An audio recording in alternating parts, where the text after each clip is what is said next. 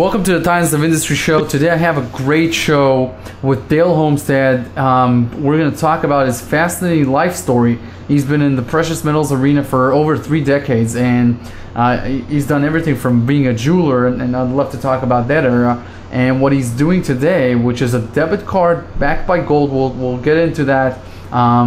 It's quite different than gold money, so you're going to have two perspectives here on how debit cards work with gold, and which I love. I love the competition part, and this is a new service as well. So Dale, how are you today, man? I'm doing well. Thank you for the time. Hey, thank you for the time. You know, we're doing this here. This is the 14th today, and the Fed raised rates about 20 minutes before we're starting to record here. What do you think of this decision by the Fed? Basically, what they said was we're going to raise rates by another 25 basis point, a quarter point, and inflation is not quite where we want it to be. It's not going to reach the 2% target this year. So obviously the metals are selling off because inflation is not creeping up. It did, but at the beginning of the year, it's slowed down. And the Fed also said they're going to reduce their balance sheets. They're going to start selling treasuries, selling mortgage-backed securities, start dwindling down that $4.5 trillion worth of a balance sheet. Now, what I want to ask you is, 2 days ago, Trump reportedly told Janet Yellen, "I know that you are a low interest rate person like I am," basically teasing her to keep rates the same. My thought is he wants to get the tax plan across, and he needs these lower interest rates to keep the game going. What do you make of all of this? Well, that's great. The Fed's going to do what the Fed does. There's not much that we're going to do to dissuade them or try to figure out what they're doing or why they're doing it.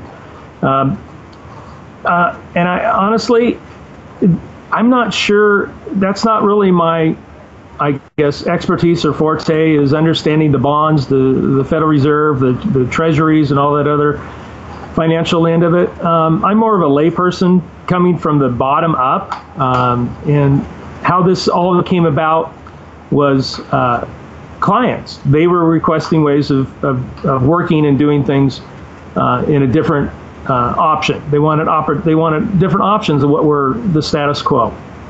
So I really don't know how to answer those questions. The Fed's the Fed. They're going to do what they want to do. What we try to do is preserve and protect what we can with their interference, and really that's what they do. They interfere with everything. Interesting. It's a nice viewpoint for the average person, and he says to himself, "Hey, I can't control the Fed. I don't know what the hell they're doing. They could be raising, they could be lowering. All I care about is protecting my family, my wealth. What can I do personally?" And so that's where you come from. I understand that completely. Can you talk about your career in the precious metals arena? How did you get started with precious metals? I guess like 30 years ago now, right? Yeah, it's been quite a while. High school. First things first, though, I really encourage people, trust what I tell you, but more importantly, verify what I say. Another one is, we don't offer financial advice, so anything I say shouldn't be construed that way. We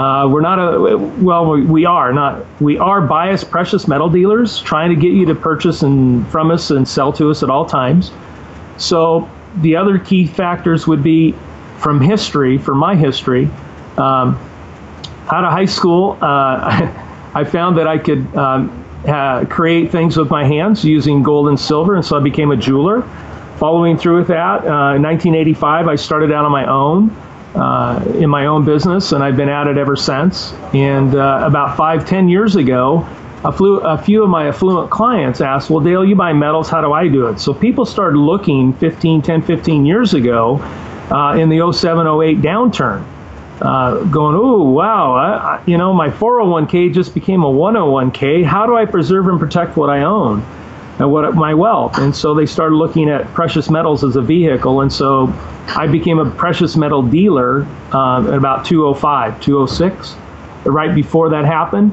And a little bit after is when it really started to take off, and that's when I developed the precious metal access card. What is the precious metal access card? Well, that's the system that we've devised through our proprietary software to be able to help our clients who, well, first off, let me back up a little bit. We believe as precious metal dealers, if you don't hold it, you don't own it. And so we really encourage people to get a core position that you control. That way there's no counterparty risk. But eventually, some of our clientele, they are in a place of wealth where high net worth, that wealth, they can't hold it. They have to seek out storage. And so we also offer that. But while it's in our custody, it's yours. You own it, we don't.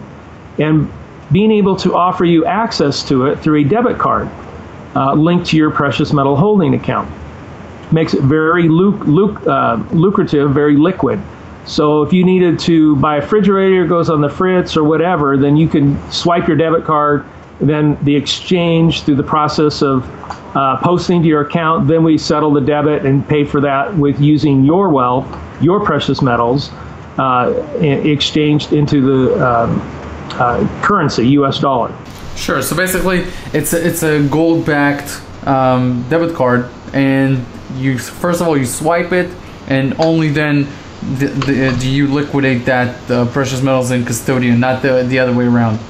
Yeah, that's correct. The other way around is something you mentioned gold money earlier, and that would be for them. You have to sell your metal first and then load your card. So you have to be more in the tune of the timing of things, because sometimes it might take 2 or 3 days. A lot of times, most of the time, I believe they've worked out those kinks and those bugs, and it's much quicker. It's usually 2 to 3 minutes, maybe 2 to 3 hours before that metal's loaded to your card, depending on the circumstances and the internet and everything going on. So that would be the biggest difference.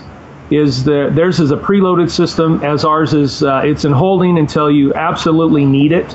Then and only then do we sell the metal to pay for the debit as it posts to your account.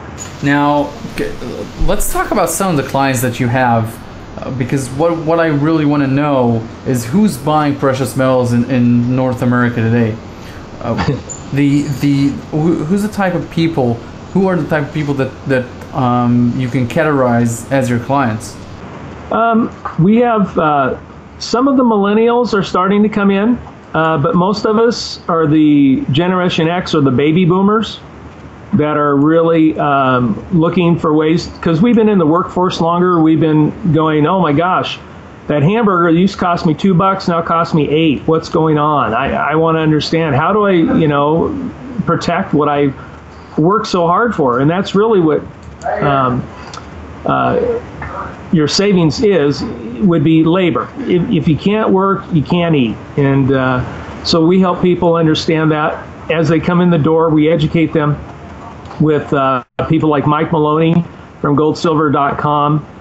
He's got great articles on how to understand the metals. He's a very good speaker to help make things understandable to the layperson, so to speak. And then once they understand that, we have people that are buying smaller amounts at a time, and then we have people that come in and they put their 401k in 50, 60 grand, or 400, 500,000, just depends on their net worth and where they're at. So we work with people that are coming in and buying dimes and quarters of silver constitutional money at a time, to where people are transferring their wealth into precious metals in a large way also. Now, is this only gold or gold and silver? No, we do all 5 precious metals. We do platinum, palladium, rhodium, silver, and gold. Okay, and so when you make a swipe, which precious metals do you sell? That's up to the client. You yourself get to dictate that. There's a hierarchy where you can pick and choose which one you want to use first, and then you can change that at your discretion, whatever you decide you want to do. It's your wealth. And okay, so obviously the swipe isn't an exact ounce, so you don't always swipe $1,264. What happens if how do you make it work on your end? Well, because of the base growing, not everybody when a card is used. Good example.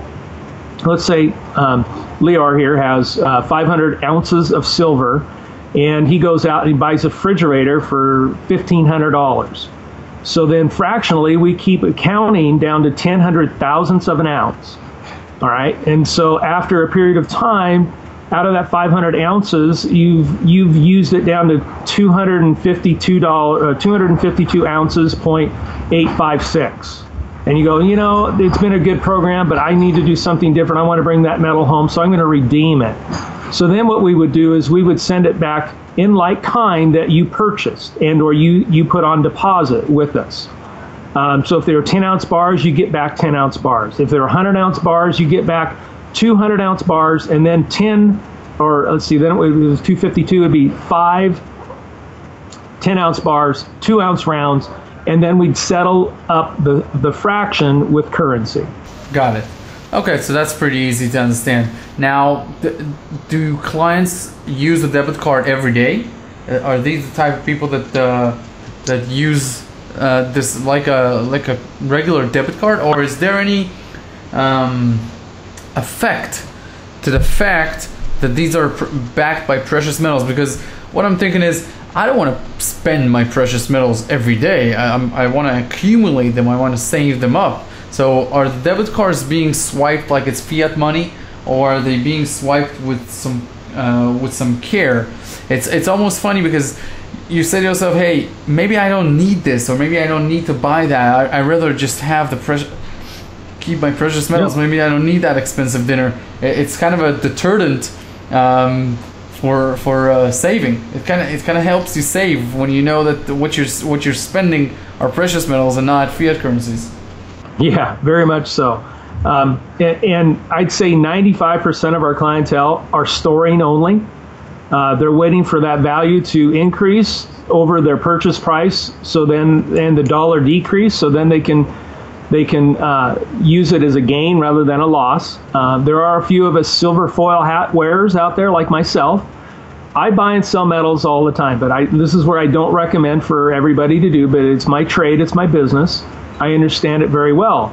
And so for the last 5 years, I pretty much have been using precious metals to settle my house payment, to settle my insurance payments, to put gas in my car, to pay my ordinary lifestyle expenses.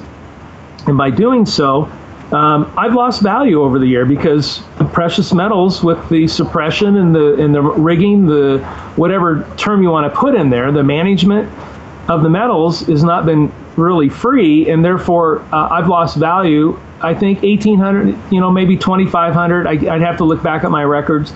I think the most I lost in 1 year was almost $2,800 of purchasing power.